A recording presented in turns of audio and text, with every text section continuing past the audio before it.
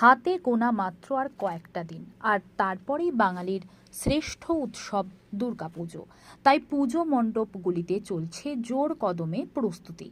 বাঁকুড়া জেলার ছাতনা ব্লকের অন্তর্গত শুশুনিয়া পাহাড়ের পাদদেশে শুশুনিয়া গ্রামের শুশুনিয়া সার্বজনীন দুর্গোৎসব সমিতি প্রতি বছরের মতো এবছরেও তাদের পুজোর মণ্ডপ সজ্জার আয়োজন রেখেছে থিমের চমক।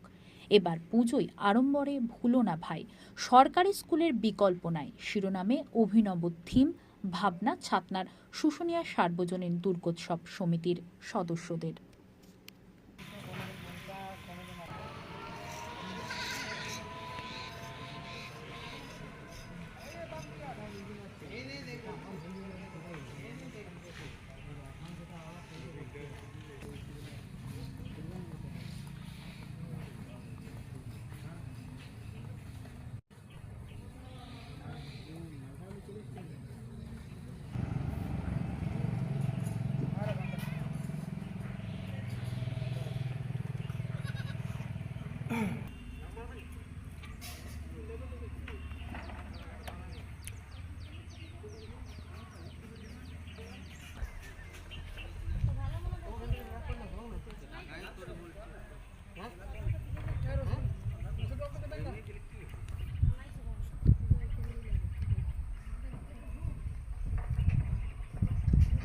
কাজ চলছে পুজোর এখন?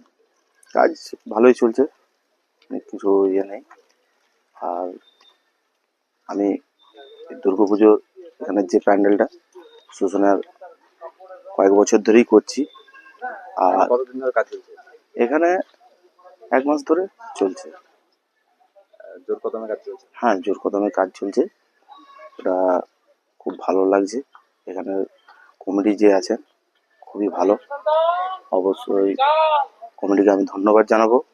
কি জিনিস দিয়ে কাজ করছেন আপনি? এখানে টোটাল বাঁশ বাটাম কাপড় নিয়ে কাজ আছে, ঠিক আছে।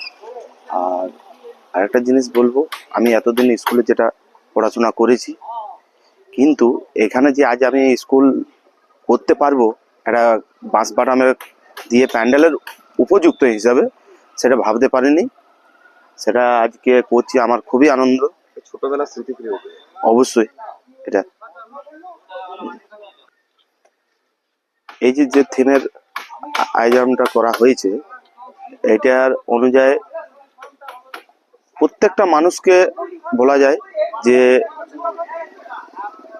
ছোটবেলার স্মৃতি যেটা, সেই স্মৃতিটা এইখানে স্কুলের থিম যেটা আমরা করছি, সেটা দেখার পর ছোটবেলার স্মৃতিটা তার যেমন মনে আসে, সে অনুযায়ী আমরা এখানে প্যান্ডেল শুরু করছি।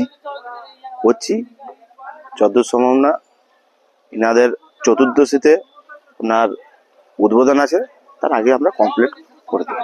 কি নাম আপনার? আমার নাম করমবীর সিং, মেজিয়া। আপনাদের পুজোর কি থিম? কত নম্বর বর্ষ পড়লো আপনার? এবছর আমাদের শুশুনিয়া সার্বজনীন দুর্গোৎসব সমিতির 17তম বর্ষ।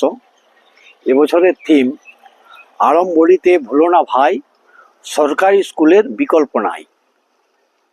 থিমের মাধ্যমে কি বলতে চাইছেন, কি বোঝাতে চাইছেন?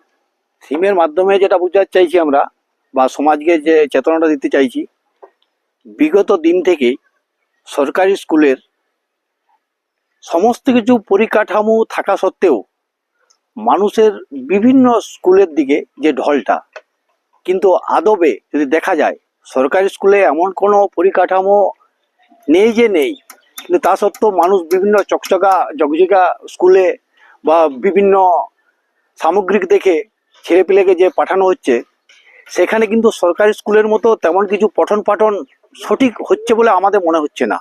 তাই আমরা সমাজকে সচেতন করতে চাইছি যে সরকারি স্কুলে আসুন এবং উপযুক্ত শিক্ষায় শিক্ষিত হন বা ছেলেদেরকে শিক্ষিত করে তুলুন। এইভাবে কি মডেল স্কুলের আদলে কি সাজাচ্ছেন আপনি? হ্যাঁ, আমাদের প্যান্ডেলটা এবছর মডেল স্কুলের আকারেই করা হচ্ছে এবং একটা সরকারি স্কুলে যে সকল সমস্ত কিছু খেলাধুলার থেকে শুরু করে মিড ডে মিল থেকে শুরু করে থাকা প্রয়োজন, সেগুলো আমরা তুলে ধরেছি। এখানে এলে তো ছোটবেলার যে স্মৃতি, স্কুল স্মৃতি রোমন, সেই ব্যাপারটা তো ফুটে ওঠে।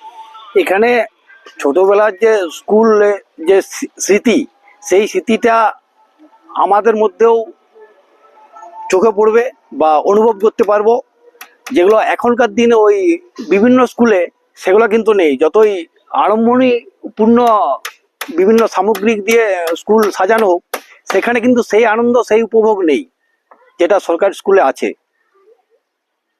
তাহলে ছেলেবেলাকে কি নতুন করে দেখতে পাচ্ছ? আমরা চাইছি ছেলেবেলার পুরনো যে স্মৃতি, সেই স্মৃতিগুলো মানুষ যেন ফিরে পায়, বা আমাদের এই মণ্ডপ দেখে তারা যেন শৈশবের স্মৃতিগুলোকে উপলব্ধি করতে পারে যে হ্যাঁ, সরকারি স্কুলে আমরা এইভাবেই উপলব্ধি করেছিলাম। কবে থেকে মণ্ডপ তৈরি হচ্ছে? মণ্ডপ চতুর্থ দিন থেকে খোলা হবে। তুই কিরকম আশা করছিলাম? প্রচুর ভিড় হবে, কারণ এখানে মণ্ডপ উন্মোচন করতে আসছেন আমাদের মাননীয় ডিএম সাহেব এবং এসপি সাহেব। তাই ভিড়ের কোনো খামতি হবে না এবং যানজটেরও কোনো অসুবিধা হবে না, কারণ প্রশাসন আমাদেরকে কথা দিয়েছেন এবং আমাদের সহযোগিতার সমস্ত হাত বাড়িয়ে দেন। যথেষ্ট পরিমাণে প্রশাসন আমাদেরকে সাহায্য করেন এই ভিড়ের ব্যাপারে। বাজেট কি হয়েছে? বাজেট প্রায় 10 লক্ষ টাকার মতো।